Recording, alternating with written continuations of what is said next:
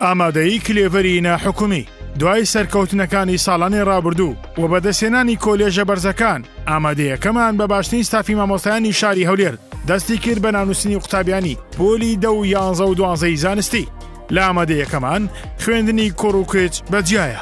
باڵەخانەی ئامادەیەکەمان لەسەر ڕووبەری 4000 مەتر دووجا و بنیانانی بە نوێترین شێوازی تایبەت بە خوێندن، بەکارهێنانی نوێترین هۆکارەکانی خوێندن، سمارتبۆرد، داتاشۆ، ساوند سیستەم، ئەنجامدانی سیمینار و هاندانی قوتابیان بۆ بەدەستێنانی نمرەی بەرز، هەبوونی پەیوەندیەکی بتەو لە نێوان کارژێری قوتابخانە و دایک و باوکان بە ئەنجامدانی کۆبوونەوەی مانگانە و هەفتانە بۆ ئاگاداربوون لە ئاستی قوتابیانمان، دابینکردنی هۆکارەکانی هاتوچۆ بۆ گشت گەڕەکانی شاری هەولێر، دابینکردنی هۆڵی تایبەت بەوانە زانستیەکان، ناونیشان فەرمانبەران نزیک مزگەوتی شەید و ئەنفال.